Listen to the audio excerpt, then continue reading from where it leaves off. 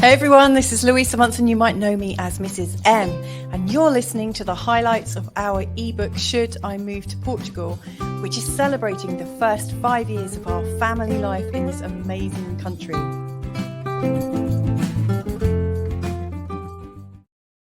Hello and welcome to today's reading from Should I Move to Portugal? And thank you very much for your favourable response. Thank you so much.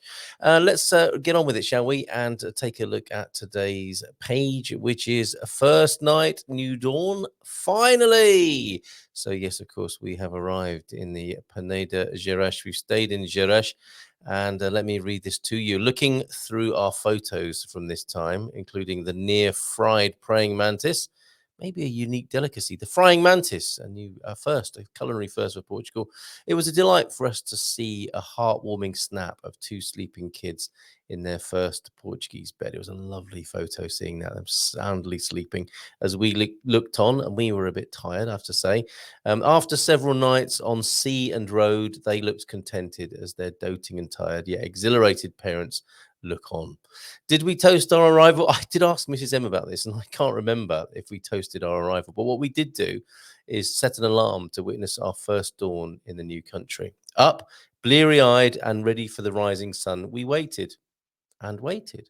Now, given Gerês's steep valley position, as you might be able to see from the picture there, it turns out we had to wait another 10 minutes for the sun to make its ascent up and over the escarpment opposite our balcony. So yes, we were ready for the dawn, but the dawn wasn't ready for us.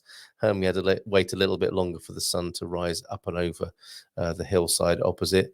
And remember the fragrant gearbox? Well, a breakfast was an easygoing affair in our extremely laid back and delightfully situated hostel, which would be the Hostel Gerês, if you want to go there, and it cost us €60 to stay there for the whole family back in 2017 on September the 20th. Yeah, an extremely laid back and delightfully situated hostel, and a really nice introduction to low intensity Portuguese hospitality, which we have grown to love and now expect.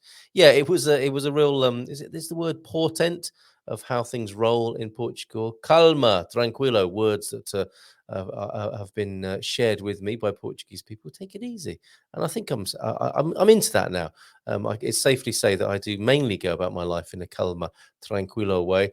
Oh yeah, we've got our meetup today, and we will experience that laid-back hospitality with Nelson at Palmera later on today on the Silver Coast in San Martino de Porto. But anyway, the climb from the car park was on my mind during breakfast, given the abuse I'd given to our vehicle the day before in our dreamy descent into town. Yes, along with the smell of pine and eucalyptus, there was a smell of automatic gearbox. Do they still use cork inside there? I mean, cork is a smell of Portugal, isn't it? But not cork clutch plates burning out. Anyway, I ordered everyone out of the vehicle in anticipation of the insane gradient ahead of us there in the car park going out of the Hostel Gerês as the first stage of our journey. We were heading to Tomar. To stall or crash and burn here would be disastrous, a matter of so close and yet so far. So everyone out of the vehicle. And I was thinking, should I take a few of these boxes out as well? I was truly stressed at the proposition of climbing out of this car park before we even got onto the road. Anyway, family on foot, fingers crossed and foot down. This was the first of many camper van anxieties, the Mazda Bongo, the magic bus, which will appear more in this story, a pivotal part of our journey. And join us again tomorrow for another reading from Should I Move to Portugal, as for those of you on the video can see the lush greenery of the Peneda Gerês and the view from our balcony at the Hostel Gerês on the 20th September 2017. Thank you so much for joining me for this. Any questions you've got, do please leave them in the comments on YouTube or on the podcast, or leave a message on coffee.com/GMP. Bye for now. So we hope you're enjoying listening to our adventures. Don't forget that Good Morning Portugal is all about helping you to feel at home in Portugal.